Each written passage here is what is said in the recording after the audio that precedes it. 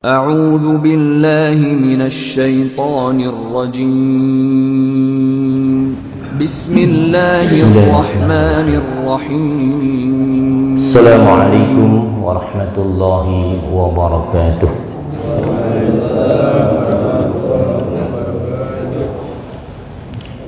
إن الحمد لله نحمده ونستعينه ونستغفره ونعوذ بالله من شرور أنفسنا ومن سيئات أعمالنا.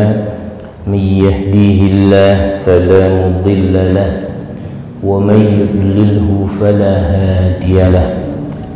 أشهد أن لا إله إلا الله وحده لا شريك له وأشهد أن محمدا عبده ورسوله لا نبي بعده. اللهم صل وسلم على سيدنا ومولانا محمد وعلى آله وأصحابه ومن تبعه بإحسان إلى يوم القيامة. أما بعد، فقد قال الله تعالى في القرآن الكريم: أعوذ بالله من الشيطان الرجيم. يا أيها الذين آمنوا اتقوا الله حق تقاته ولا تموتن إلا وأنتم مسلمون. يا أيها الذين آمنوا اتقوا الله وقولوا قولا سديدا يصلح لكم أعمالكم ويغفر لكم ذنوبكم ومن يطع الله ورسوله فقد فاز فوزا عظيما. يا أيها الذين آمنوا كتب عليكم الصيام كما كتب على الذين من قبلكم لعلكم تتقون. Ma'asyiral muslimin, jamaah salat subuh Masjid At-Taubah yang insya Allah selalu dimuliakan dan diberkahi oleh Allah Subhanahu wa ta'ala. Alhamdulillah, puji dan syukur selalu kita sampaikan kepada Allah Subhanahu wa ta'ala atas nikmatnya yang tak terhingga. Salah satu nikmat yang istimewa adalah nikmat diberikan hidup dan kehidupan, diberikan umur sampai hari ini, yang kemudian kita berharap semoga kita diperjumpakan dengan bulan Ramadan dengan perjumpaan yang terbaik. Salawat serta salam mari kita sampaikan kepada panutan dan teladan kita Rasulullah Muhammad sallallahu alaihi wasallam, pada para sahabatnya, pengikutnya yang setia menegakkan dan menghidupkan sunnah-sunnahnya. Semoga kita bagian dari umatnya yang nanti di akhirat akan memperoleh syafaatnya. Amin Allahumma amin. Hadirin jamaah subuh yang dimuliakan Allah Subhanahu wa ta'ala, tak lama lagi kita akan berjumpa dengan bulan Ramadan, bulan yang di dalamnya Rasulullah sebut sebagai Syahrul Mubarak. Dalam hadis riwayat Imam Ahmad, Imam An-Nasai dan Imam Baihaqi, Rasulullah menyatakan qad ja'akum Syahrun Mubarak, telah datang kepadamu bulan yang diberkahi. Makna bulan yang diberkahi, bulan yang di dalamnya adalah ziyadatul khair, banyak kebaikan yang Allah berikan. Dalam hadis yang lain Rasul menyebutnya bukan Syahrul Mubarak, tetapi qad adallakum syahrun azim, telah menaungimu bulan yang agung, bulan yang mulia. Hadirin yang jamaah subuh yang dimuliakan Allah Subhanahu wa taala, apa sih kemuliaan di dalamnya? Kalau dirunut, disimpulkan, bulan di mana Allah memberikan pengampunan yang begitu banyak, baik siam maupun qiyam, baik puasanya yang kita lakukan maupun qiyam, berdiri tegak, menegakkan atau melakukan ibadah sholat, yakni memperbanyak sholat-sholat sunnah, itu semua akan berujung kepada ghufira lahu ma taqaddama min dzambih. Allah akan memberikan pengampunan dosa-dosa masa lampau, dosa-dosa sebelumnya. Kemudian pahala juga dilipat gandakan, ya, pahala yang wajib dilipat gandakan, kemudian pahala yang sunnah dinilai sebagai pahala wajib. Ini luar biasa.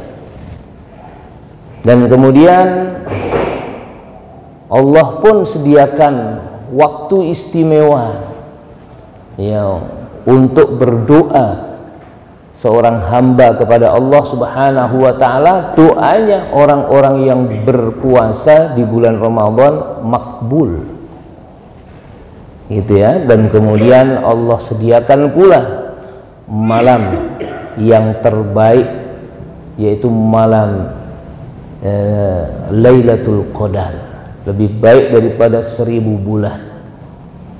Kemudian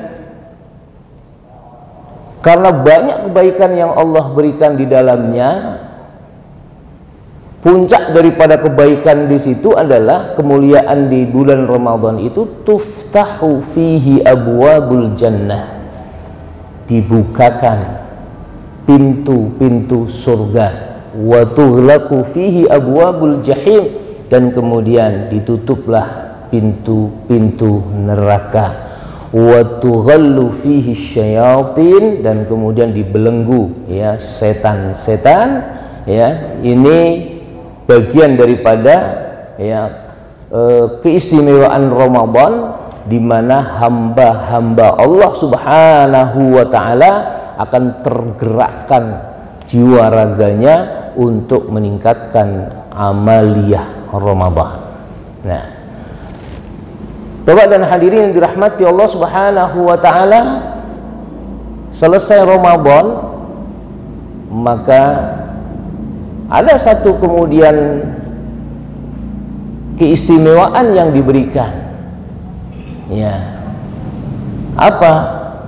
Dosanya diampuni oleh Allah bagaikan bayi yang baru lahir. Wah, bagaikan bayi yang baru lahir. Artinya apa? Betul-betul bersih terkait dengan dosa-dosa yang telah kita lakukan dengan kualitas ibadah yang kita lakukan di bulan Ramadan.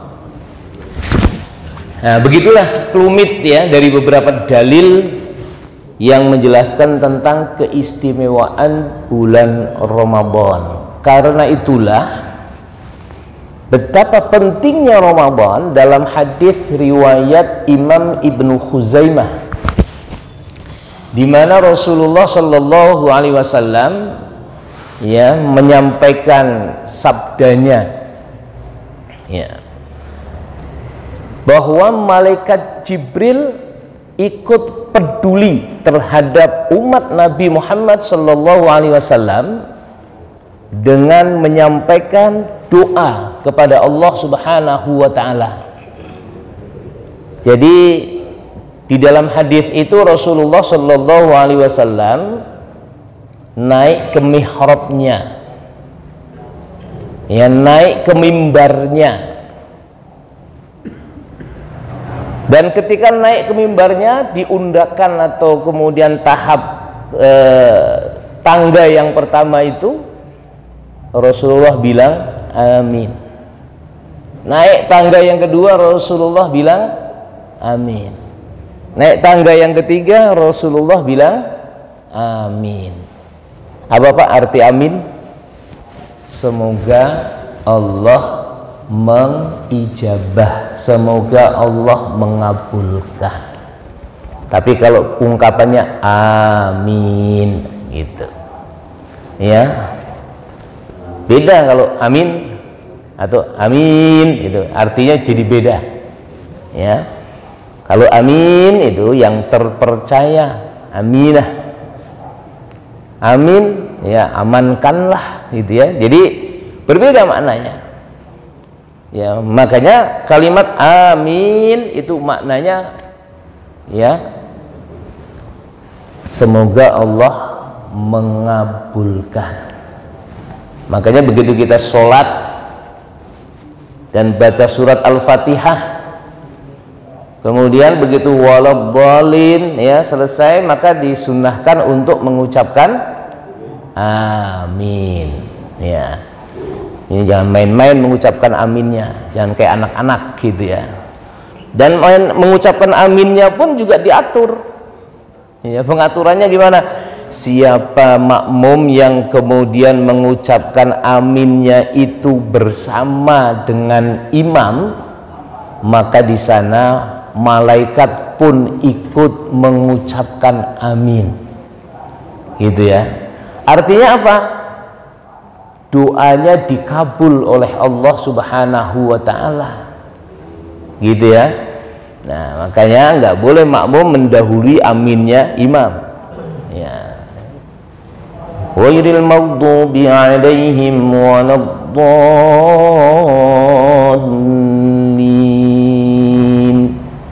Amin. Mestinya begitu ya.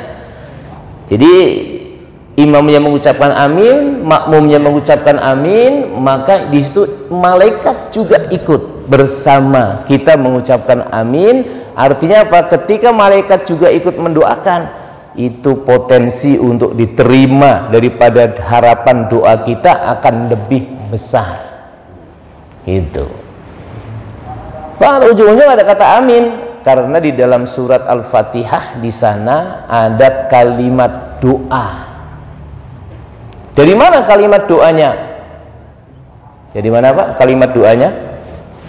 Ihdinas siratal mustaqim. Tunjukkan kami ke jalan yang lurus, jalan yang benar. Jalan yang lurus itu jalan yang bagaimana? Siratal ladzina an'amta 'alaihim, jalan yang kau berikan kenikmatan kepada mereka. Tafsirannya adalah ya para sahabat Nabi ya, yang generasi terdahulu salafus soleh, yang mereka diberikan kenikmatan yang luar biasa oleh Allah Subhanahu wa ta'ala. Nah kita minta supaya diberikan kenikmatan sebagaimana Allah memberikan kenikmatan kepada salafus soleh tadi. Ghairil maghdubi 'alaihim waladdallin, bukan jalan yang dibenci dan bukan pula jalan yang tersesat. Nah tafsirannya nanti di jalan siapa yang dibenci dan jalan yang tersesat? Jalan yang ditempuh oleh orang-orang Yahudi dan Nasrani. Nah, Bapak dan hadirin yang dirahmati Allah Subhanahu wa ta'ala, ya Allah tunjukkan kami ke jalanmu yang lurus, jalan yang diberikan kenikmatan, kau berikan kenikmatan kepada salafus soleh, orang-orang terdahulu, bukan jalan yang ditempuh oleh orang-orang Yahudi dan Nasrani. Maka kita bilang amin. Nah ini juga sama ya, malaikat Jibril itu ya Rasulullah Shallallahu Alaihi Wasallam itu mengucapkan amin, amin, yang artinya semoga Allah mengabulkan. Nah sahabat bingung ketika mendengarkan Rasul mengucapkan amin, tak seperti biasanya naik ke mimbar kok bilang amin ya, 3 kali bahkan mengucapkannya itu. Nah, ditanyalah Rasulullah, kalau mungkin bahasa kita, apakah gerangan ya Rasul yang terjadi kok kau mengucapkan amin sampai 3 kali? Kemudian dijawab oleh Rasulullah, di situ ada malaikat Jibril. Lantas nggak pada tahu kenapa? Karena malaikat itu makhluk gaib yang hanya bisa dilihat, diketahui oleh hamba-hamba Allah terpilih, yakni hamba-hamba Allah yang menerima wahyu. Nah, Rasulullah tahu itu malaikat Jibril. Nah, sahabat-sahabatnya yang ada di sekitar situ tidak tahu. Dan ini banyak hadis-hadis, atau ada beberapa hadis yang kemudian malaikat hadir di situ, ya, karena hamba-hamba Allah, para sahabat itu bukan nabi, maka nggak tahu kalau itu adalah malaikat. Ini ketika malaikat Jibril datang dengan memakai pakaian putih, gitu kan,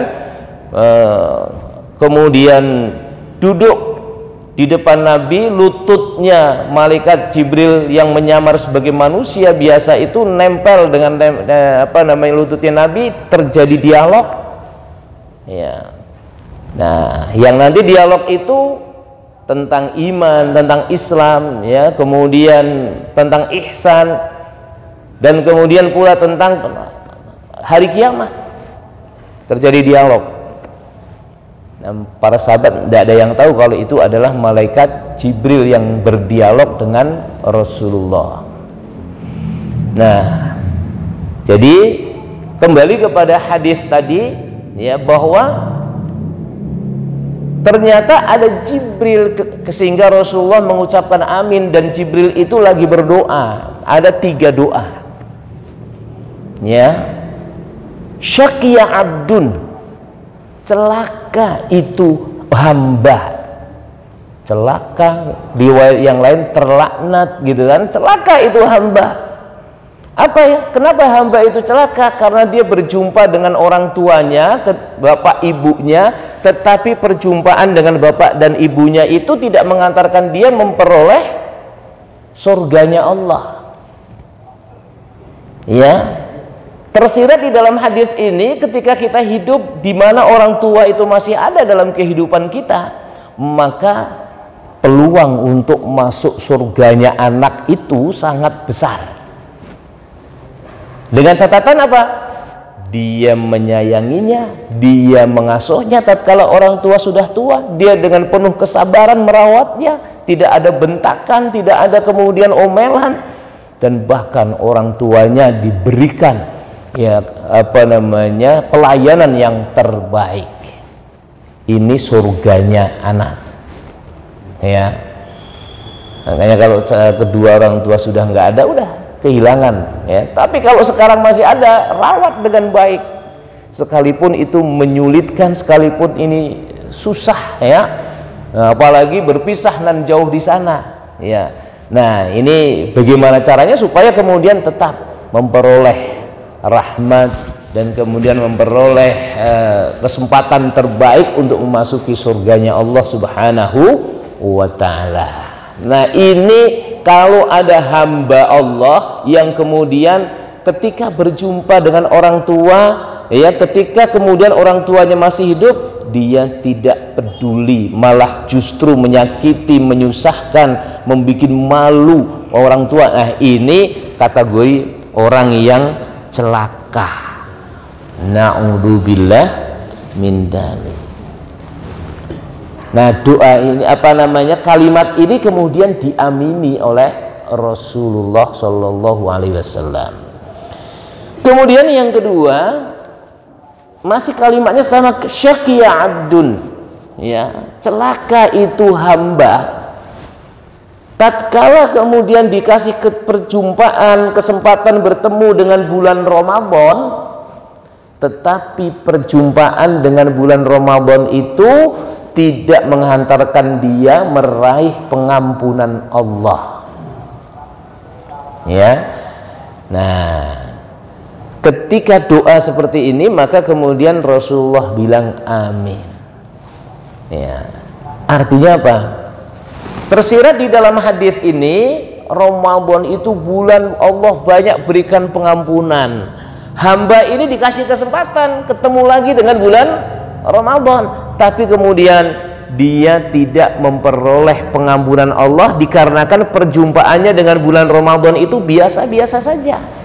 Tidak ada amalan-amalan istimewa, tidak ada kemudian perubahan perilaku, ya, dan kemudian peningkatan amal soleh, peningkatan ibadah kepada Allah Subhanahu wa Ta'ala, maka hamba ini termasuk hamba yang merugi, hamba yang celaka.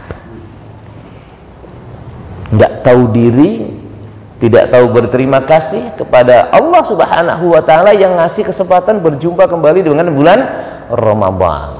Nah, kemudian Rasulullah mengucapkan amin dengan doa itu. Artinya apa? Ketika kita berjumpa dengan bulan Ramadan kemudian kita nggak optimal, maka kita termasuk orang yang celaka.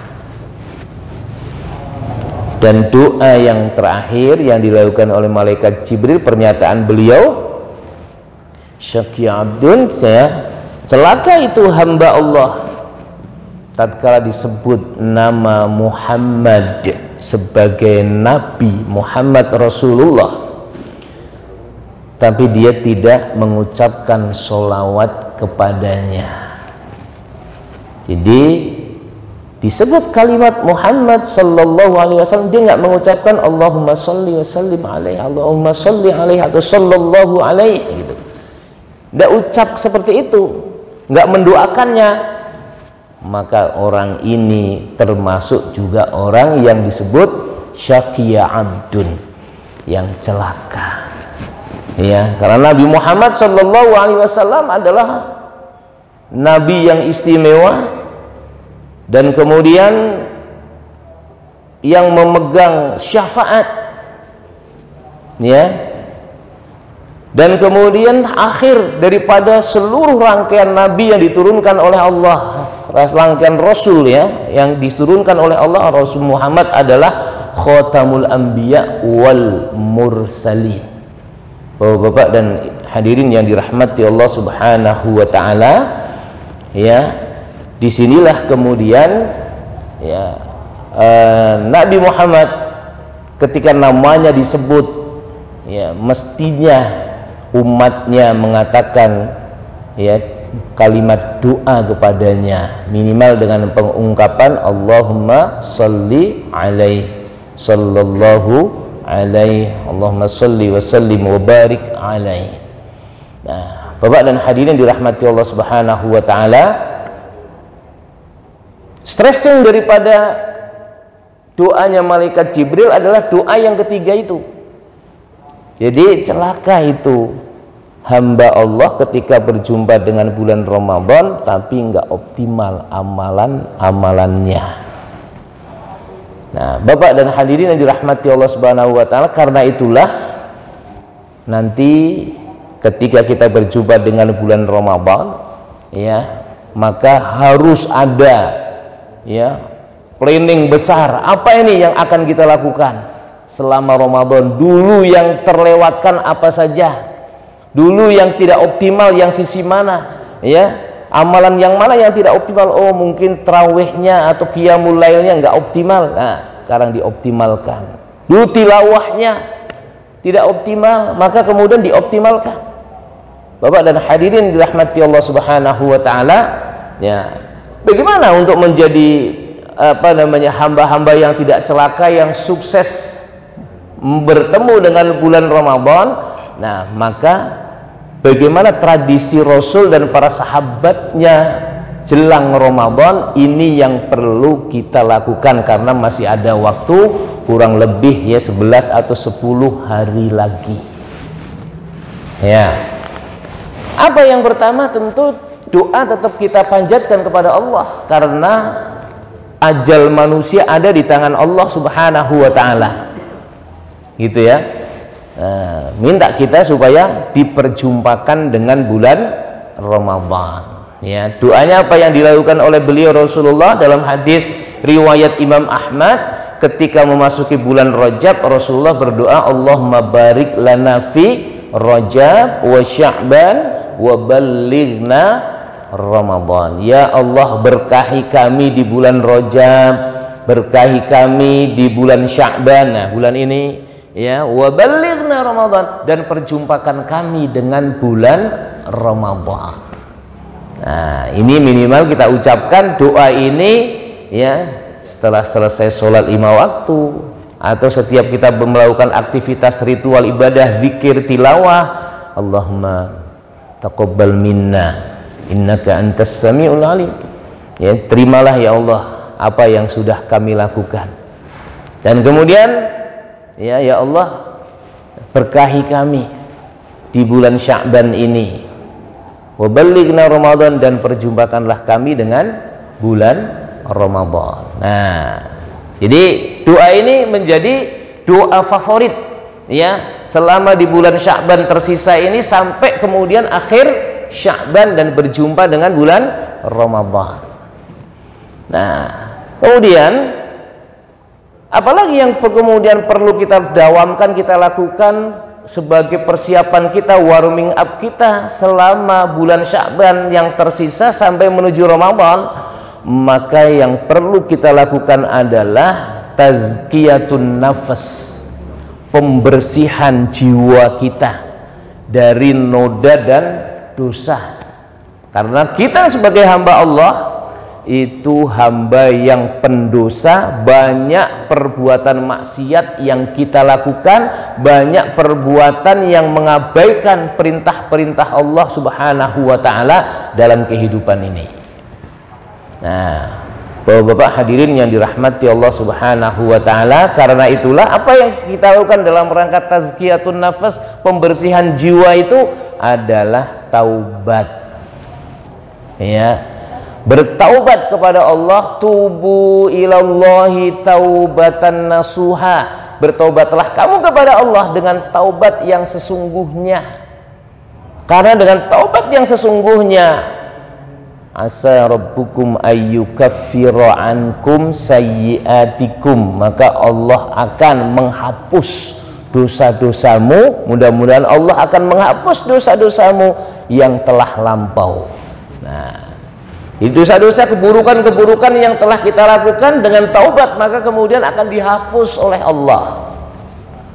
Bayangkan kalau kita kemudian masuk Ramadan dengan tadi berbagai macam keistimewaannya, tapi kemudian jiwa kita ini masih kotor, masih banyak dosanya.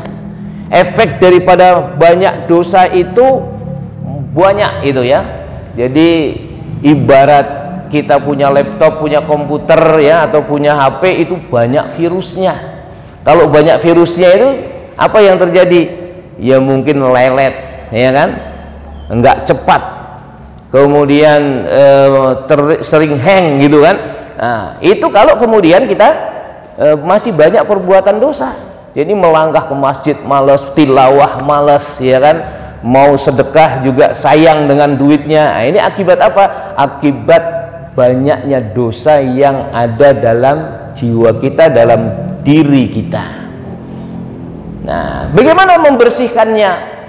Membersihkannya adalah ya dengan beristighfar, gitu ya. Membersihkannya dengan beristighfar kepada Allah. Istighfar, mohon ampun dengan pengampunan yang sesungguhnya. Ya, Rasulullah tidak kurang dari 100 kali dalam sehari semalam. Itu sebagai teladan buat kita. Beliau yang tidak berbuat dosa saja, ya, selalu beristighfar. Apalagi kita yang kemudian banyak berbuat dosa. Nah, ketika istighfarnya dilakukan, bukan sekedar mulutnya komat kamit mengucapkan astagfirullah, astagfirullahaladzim, tetapi diiringi dengan sebuah an-nadam, apa? Penyesalan terhadap perbuatan yang sudah kita lakukan, dan kemudian berjanji tidak akan mengulangi lagi. Ya. Terus apalagi dalam hadis yang lain, wa atbi sayyi'ah al-hasanah tamhuha. Atbi, ikutilah, iringilah as-sayyi'ah, perbuatan jelek, perbuatan buruk, perbuatan dosa yang sudah kita lakukan itu, ya, al-hasanah, diganti dengan perbuatan yang baik. Maka perbuatan yang baik yang dilakukannya itu akan menghapus dosa-dosa masa lampau. Jadi nggak perlu tebus dosa dengan macam-macam, ya. Ketika kita sudah bertaubat kepada Allah Subhanahu wa taala, maka kemudian di situ Allah akan ampuni, terutama yang terkait dengan dosa-dosa kecil yang kita lakukan. Nah, dosa besar tidak termasuk karena ada ketentuannya lagi, ya. Ada hadnya lagi, ada hukum-hukum yang harus ditegakkan. Nah, Bapak hadirin dirahmati Allah Subhanahu wa taala, ya.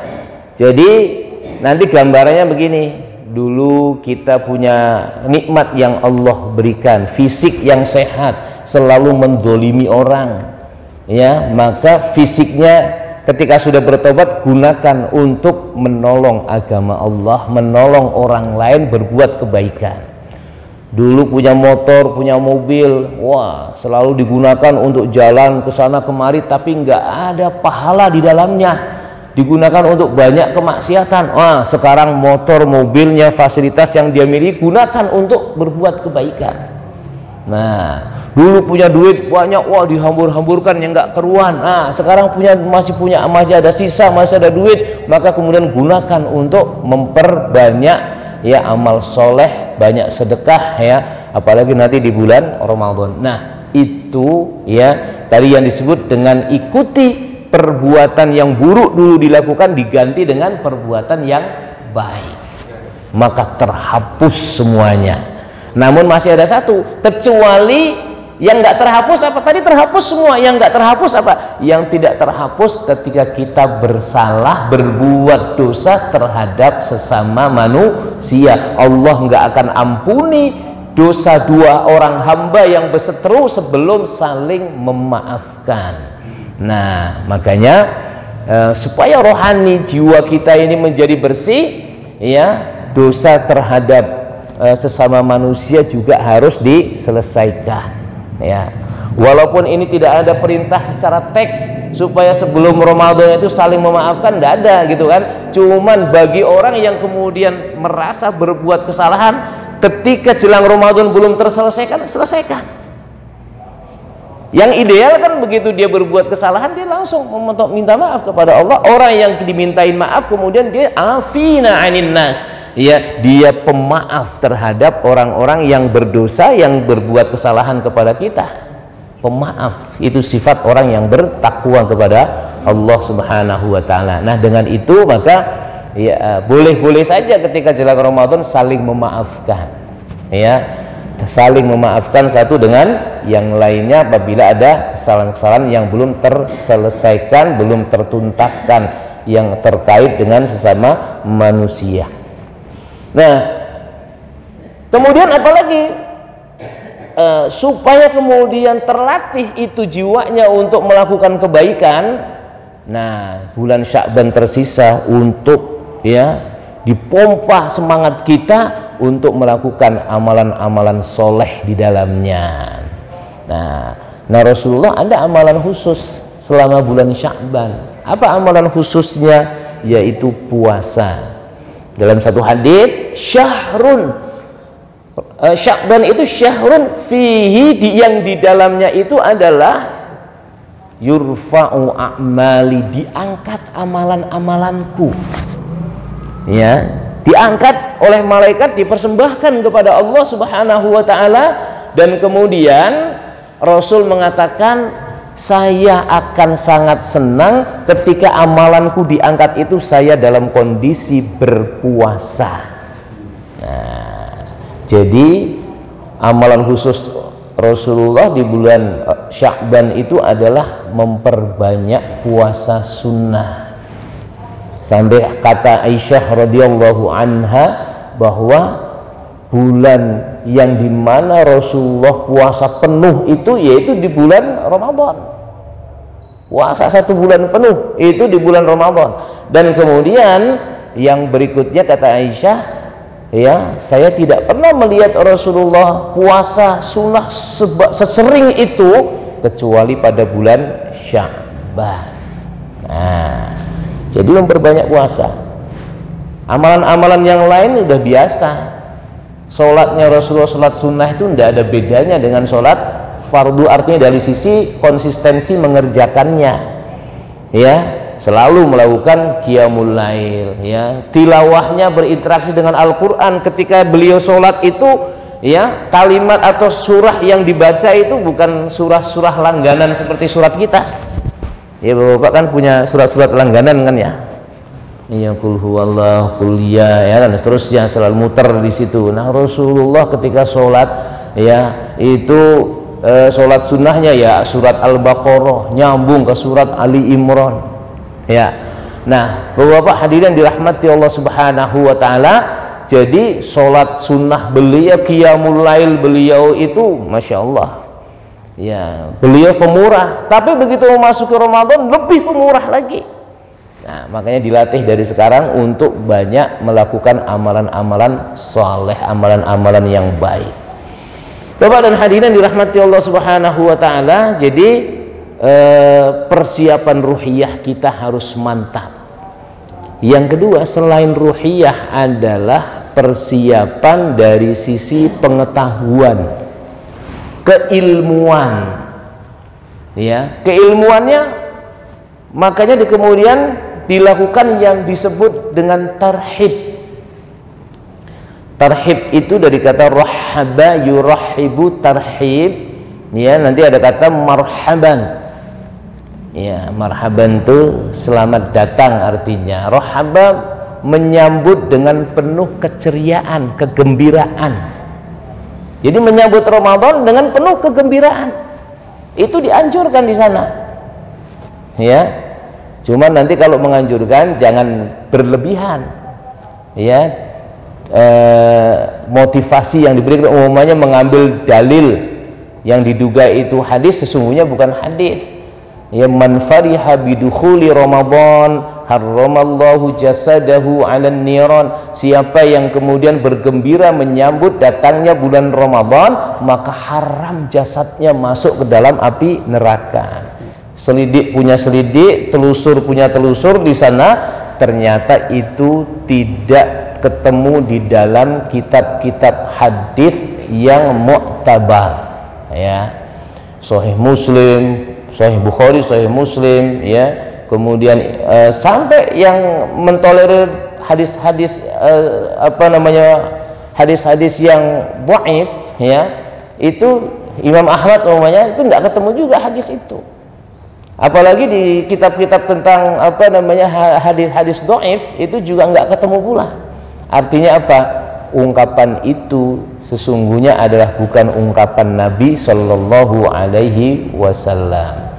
Ya, nah Bapak-bapak hadirin dirahmati Allah Subhanahu Wa Taala, ya cukuplah tadi dengan hadis-hadis yang bulan yang penuh barokah, di dalamnya Allah memerintahkan puasa, ya, dan kemudian Allah menyediakan pintu surga terbuka, pintu neraka tertutup, setan diikat, dan kemudian yang berikutnya ada malam yang terbaik daripada 1000 bulan. Ini untuk berikan motivasi, disampaikan di dalam tarhib Ramadan. Maka populer di masyarakat kita sebelum Ramadan datang ada acara-acara yang disebut dengan tablik akbar, yang isinya memberikan pencerahan untuk meraih kesuksesan pengampunan Allah pada bulan Ramadan.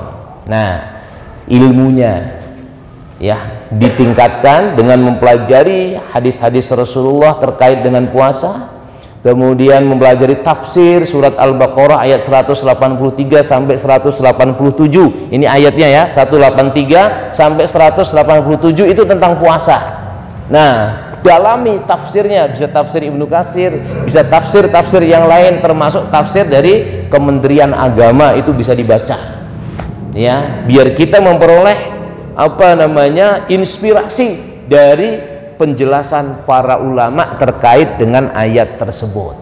Nah, Bapak hadirin dirahmati Allah Subhanahu Wa Taala, persiapan berikutnya selain ilmu tentu adalah persiapan harta. Nah, persiapan harta di sini kata Rasulullah, khairus shadaqah shadaqatu Ramadan. Sebaik-baik sedekah adalah sedekah yang dilakukan pada bulan Ramadan. Nah, sedekah semuanya, dari mulai sedekah non fisik ya maupun sedekah dalam bentuk fisik, sedekah materi maupun sedekah non materi itu dilakukan selama bulan Ramadan karena sedekah yang terbaik. Nah, Rasulullah di luar bulan Ramadan itu sudah dermawan, tapi begitu masuk Ramadan sungguh sangat dermawan, lebih dermawan lagi. Nah, ini kita tiru, maka perlu persiapan harta. Yang terjadi di masyarakat apa kira-kira? Kebalik, dikumpulin duit 11 bulan sebelum Ramadan, begitu Ramadannya masih banting tulang, memeras keringat untuk dapat harta yang lebih banyak lagi. Kalau THR belum turun, waduh gundahnya luar biasa ya. Begitu sudah kumpul semua, terus duitnya dikemanain? Belanjanya buat belanja, kemudian nanti banyak ngeluarinya waktu apa? Kadang-kadang di Idul Fitri banyak dikeluarin ya, walaupun itu masuk sedekah juga, tapi ya sebenarnya yang terbaik adalah dikeluarkannya saat bulan Ramadan. Wow, mewah sedekahnya ya. Ada buka puasa, dia ngasih makanan untuk beli makanan berbuka. Ada kemudian pembangunan yang belum selesai, tempat ibadah, masjid, ataupun kemudian panti asuhan, atau kemudian madrasah ya, atau rumah tahfidz. Wah, berikan itu. Jadi buangnya pada bulan Ramadan, jangan kemudian di akhir Ramadan atau kemudian dalam setelah Ramadan ya. Akhir Ramadan masih masuk di dalamnya. Nah, makanya kalau Bapak Ibu mau kemudian memberi saudara yang nan jauh di sana, transfernya juga pada bulan Ramadan ya. Nanti aja pas pulang kampung aja kita kasih itu. Nah, itu mengabaikan ya motivasi Rasul gitu kan. Justru di bulan Ramadan memperbanyak sedekah ya. Dan kemudian Bapak dan hadirin dirahmati Allah Subhanahu wa taala, persiapan yang penting 3 hal tadi harus kita lakukan dari sejak sekarang ya.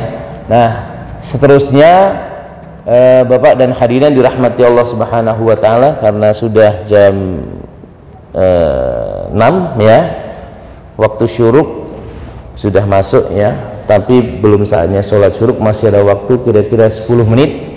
Silahkan kalau ada yang mau menambahi, kemudian ada juga yang mau bertanya. Pak Uud, silahkan Pak Uud. Waalaikumsalam warahmatullahi wabarakatuh. Keistimewaan bulan Ramadan dari kecil saya sering mendengar pegawai pada tutup bahwa di bulan Ramadan ini ada 10 hari rahmat, bukan rahmat, 10 hari maghfirah, 10 hari dibebaskan dari api neraka. Nah, juga beberapa waktu yang lalu saya membaca kitab Fadhail Ramadan, juga ada di kitab. Kemudian dari viral ini di WA saya dikirimin nama beberapa saudara sahabat teman bahwa itu ada yang mengatakan hadis itu mendekati maudhu, mendekati palsu. Nah, ini yang saya tanya, ini bagaimana yang sudah menyampaikan ini, hukumnya bagaimana yang sudah menyampaikan, karena ini udah ngeplek banget gitu.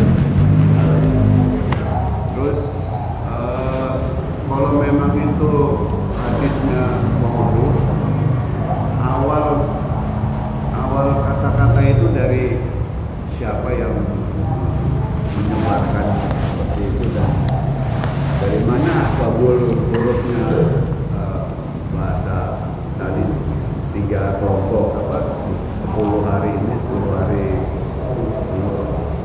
dibebaskan dari api neraka.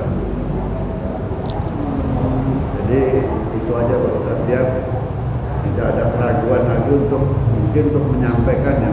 Bahkan orang banyak yang masih menyampaikan hal seperti itu. Iya. Baik, waalaikumsalam warahmatullahi wabarakatuh. Ada lagi yang lain? Biar digabung kalau ada. Nah. Cukup? Nah, satu orang aja nih yang ini ya, berkomentar terkait dengan amalan ibadah Ramadan. Baik Bapak dan Ibu yang kami hormati, lengkapnya hadis itu ya, di mana ketika Rasulullah berpidato ya, yang bulan yang penuh keagungan. Nah, di tengah-tengah hadis itu ada ungkapan Ramadan itu awaluhu rahmah wa awsatuhu maghfirah wa akhiruhu itkun minan nar. Ya,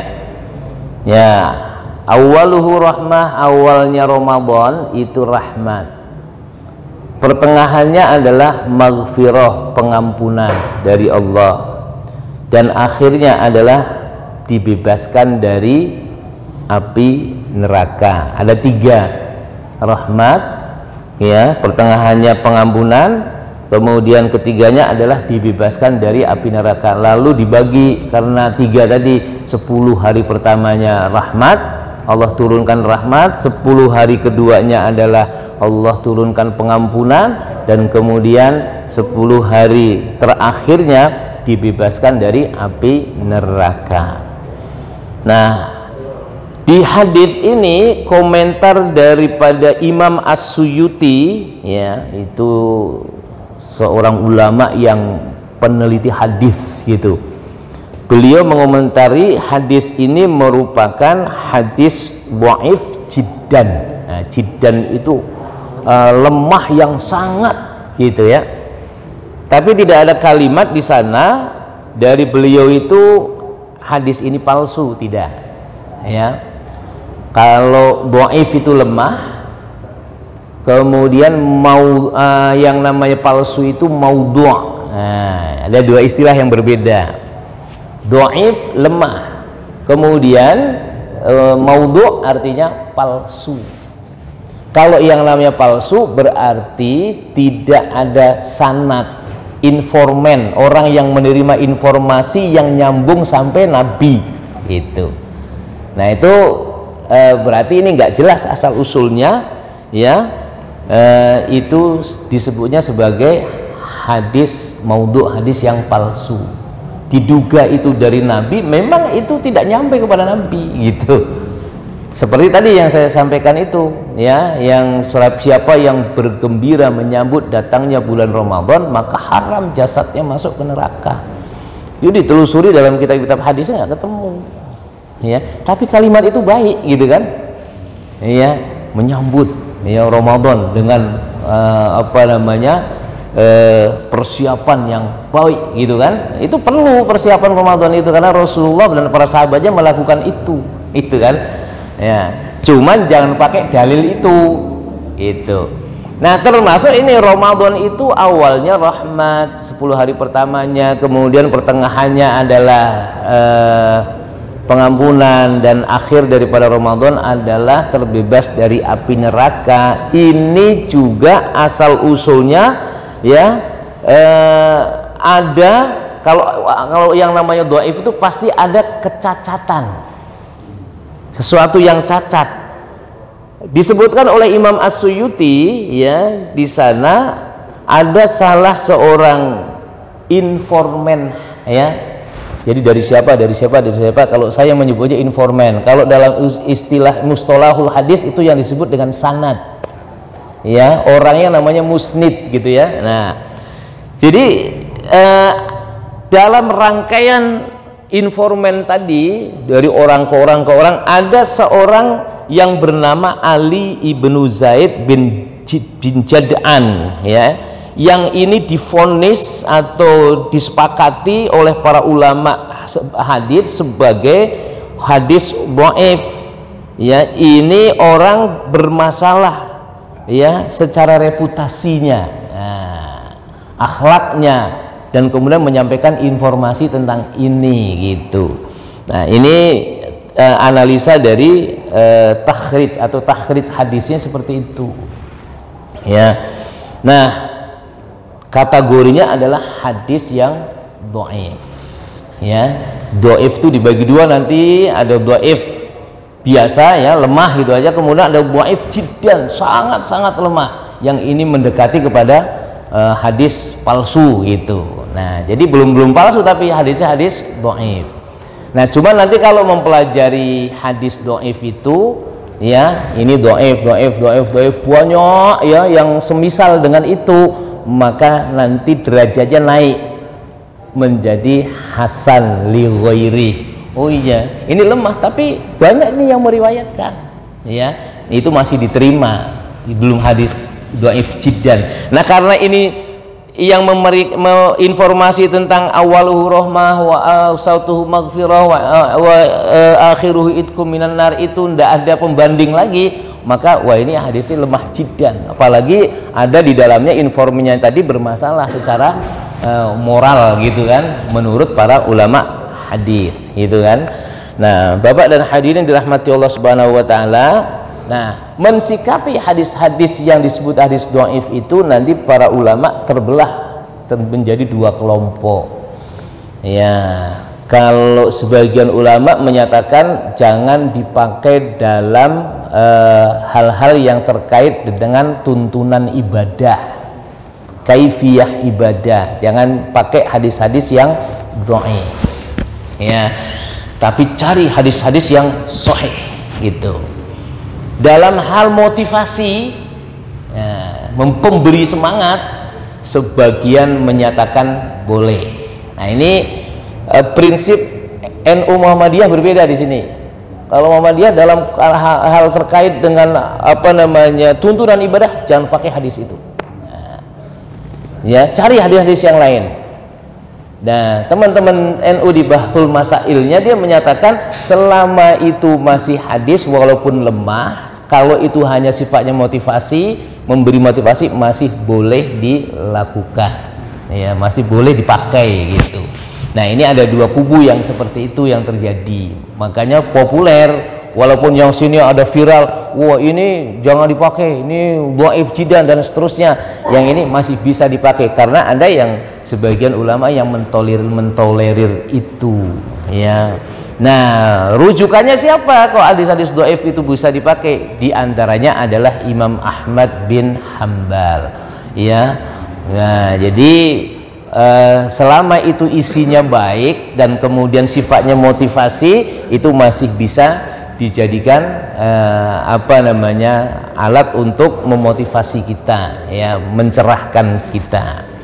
Nah itu Pak ya. Nah, cuman kalau maudhu jangan gitu kan ya, maudhu yang palsu kayak tadi, siapa yang bergembira menyambut datangnya bulan Ramadan ya, maka haram jasadnya masuk ke dalam api neraka. Wah hadis Rasul salah itu, khawatir kena hadis Nabi yang berbunyi man kadzdzaba alayya muta'ammidan falyatabawwa maq'adahu minan nar. Siapa yang berdusta atas namaku ya, padahal itu yang diomongkan itu bukan dariku, maka akan masuk ke dalam api neraka. Na'udzubillah min dzalik. Makanya tadi perlunya cek and recheck tadi, konsultasikan gitu. Nah ini kategorinya dhaif, ulama masih berbeda pendapat.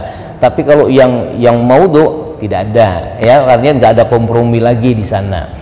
Nah Bapak hadirin dirahmati Allah Subhanahu wa taala, lebih bagusnya nanti Bapak baca buku hadis-hadis bermasalah seputar Ramadan. Nah itu ada tulisan dari Kiai Haji Ali Mustafa Ya'qub yang punya pondok pesantren apa namanya hadis, Darul Hadis di Ciputat dekat UIN ya, yang beliau Allah yarham ya, yang telah meninggal ya, semoga Allah rahmati, beliau konsisten dalam menegakkan kebenaran waktu menjadi mufti atau kemudian ahli fatwa di Majelis Ulama Indonesia, lugas dia mengatakan ya. Apa namanya, buku beliau itu memasukkan beberapa hadis-hadis bermasalah seputar Ramadan, ya. Nah, Malaysia itu bukan? Enggak, kalau yang di kuliah Malaysia namanya Dr. Lutfi Fatul Lutfi, ya, Dr. Lutfi, ya. Beliau juga ahli hadis, juga beliau lebih banyak lagi menulis hadis-hadis bermasalah seputar Ramadan, lebih banyak lagi, beliau agak tebelan lagi. Nah, Bapak hadirin dirahmati Allah Subhanahu wa taala, supaya apa? Kita menyampaikan itu dengan yang paling tepat, gitu kan. Banyak nanti di sana temukan umumnya hadis saya itu makan ketika lapar, kemudian berhenti makan sebelum kenyang. Bagus kan itu kan, ya kan? Makan ketika lapar, berhenti makan sebelum kenyang. Dan ditelusuri di sana itu bukan hadis, tapi perkataan seorang tabib yang ada di Syria. Ya, dalam buku itu dikatakan begitu. Nah, artinya apa? Yang bukan hadis jangan disebut sebagai hadis Nabi. Ya, yang itu pernyataan ulama, sampaikan aja berdasarkan perkataan ulama, gitu, ya. Makanya kalau memang sengaja, ada unsur sengaja, ini bukan dari Nabi, dikatakan ini dari Nabi, wah itu yang diharamkan yang seperti itu. Tapi kalau kena korban yang namanya hoax, ya kan, ya, makanya ini perlu, ya, sebutan yang disebut dengan tabayun, ya, diklarifikasi melalui taklim-taklim yang semacam ini, atau melalui grup-grup yang ada di WA, ya, yang paham meluruskannya dengan itu, ya, dengan keilmuannya. Masuk kebersihan bagian daripada iman. Itu hadis itu, ya, ada hadis panjang itu kan, nanti kemudian salah satunya diungkap itu, ya, an-nadhafatu minal iman. Ya.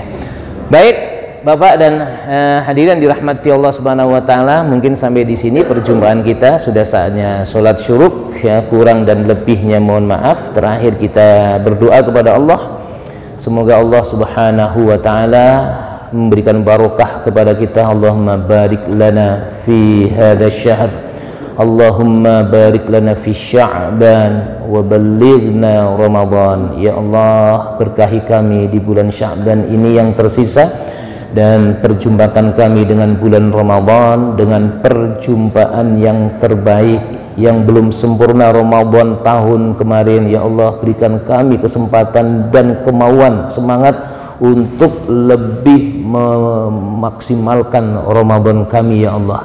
Ya Allah, perjumpakan kami dengan Ramadan ini dengan Ramadan yang terbaik, ya Allah, ya Rabbal Alamin. Rabbana atina fid dunya hasanah wa fil akhirati hasanah wa qina adzabannar. Wa sallallahu ala sayyidina Muhammadin wa ala alihi wa sahbihi ajma'in. Subhana rabbika rabbil izzati amma yasifun, wa salamun ala al mursalin walhamdulillahi rabbil alamin.